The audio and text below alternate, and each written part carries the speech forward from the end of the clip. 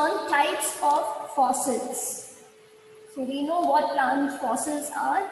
They're nothing but they are remains of plants which have occurred on the earth for over millions of years, and they are preserved in various forms.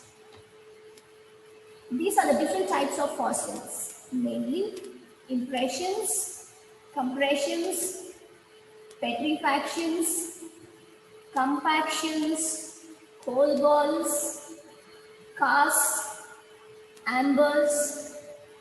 These are the most common type of fossils that are preserved. We will look into each of it one by one. We start with the impression type of fossils. The very word impression means leaving an imprint of the plant material.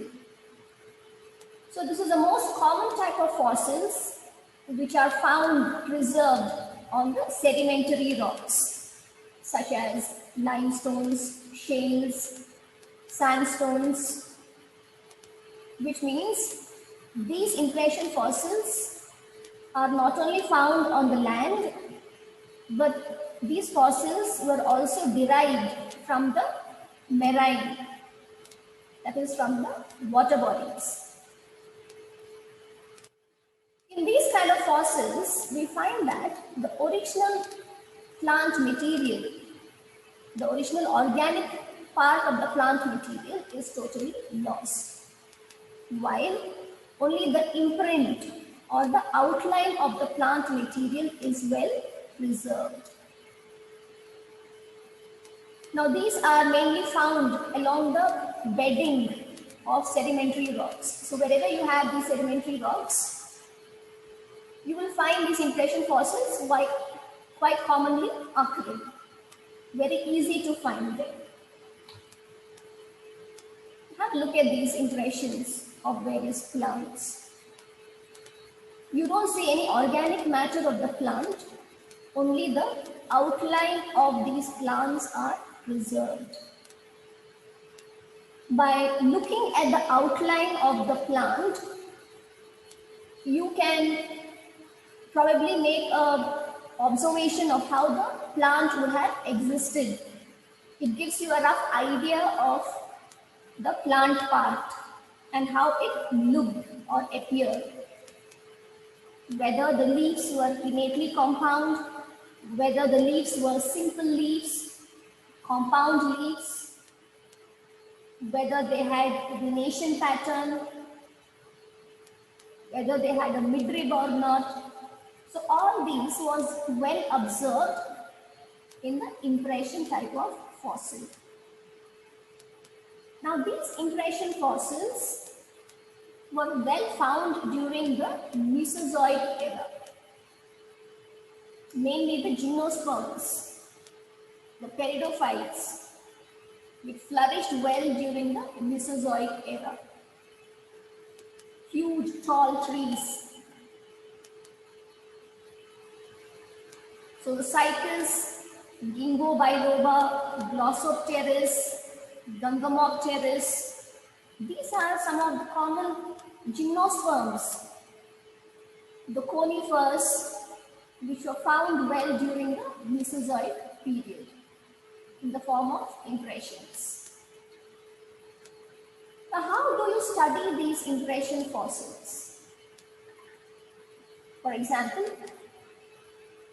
if you were to take the imprint of your palm, you have your palm, and if you were to take an imprint of the palm, what would you do?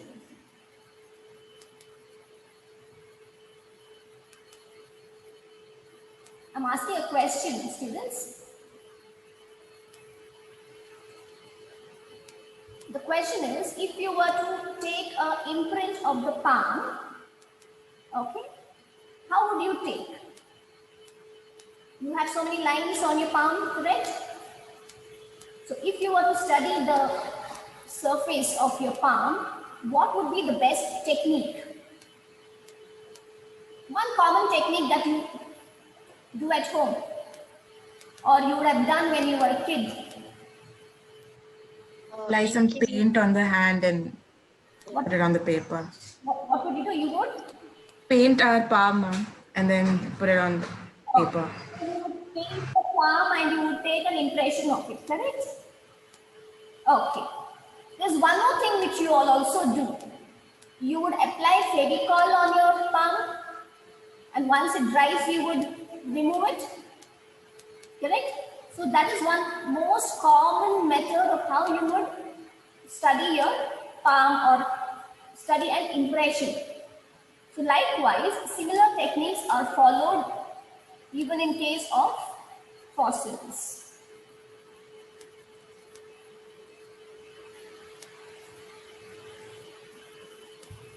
So before we go to the technique, let us study how they are actually formed. Now, how are these impression fossils formed? If you remember the geological phenomena I explained in the previous class, for any plant fossil to be formed, first the plant material should be near the site of sedimentation. So for the formation of impression fossil, the plant part should fall near the site of sedimentation. So once the plant or the leaf material falls on the site, it is covered by a layer of sediment or mud. So when it gets covered by a layer of sediment or mud, what happens? It gets compressed because of the overlying sediments lying above it. Because of the weight above, the plant material undergoes compression. It becomes flat. Now, by the time this sediment got deposited on the plant material, there was some time that the leaf or the plant material was exposed to the air.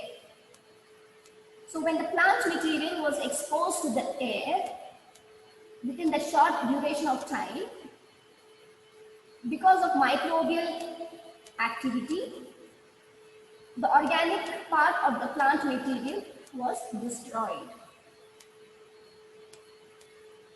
And later, because organic matter got destroyed and because of the overlying sediments, the plant material underwent compression, leaving behind only the imprint of the plant material. Only the outline of the plant was preserved. The organic content was totally destroyed. So this is how an impression fossil is formed.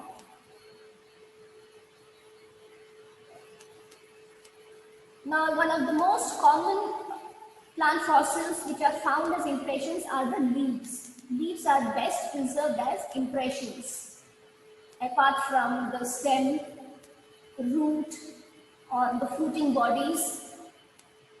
Among all these, the leaves are best preserved as impressions. Example, we've seen Glossopteris, Gangamopteris, the conifers, the pine trees. They are all best preserved as impressions.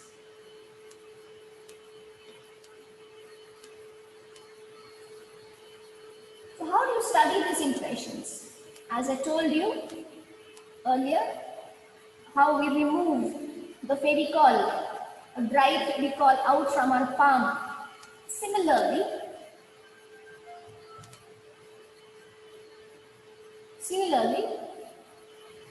impressions are also studied by using a technique called as the epidermal pull technique. And for this technique, a peel paper or peel solution is used. Now the peel paper or the peel solution is applied on the surface of the rock on which you have an impression. So you pour the solution on the surface of the rock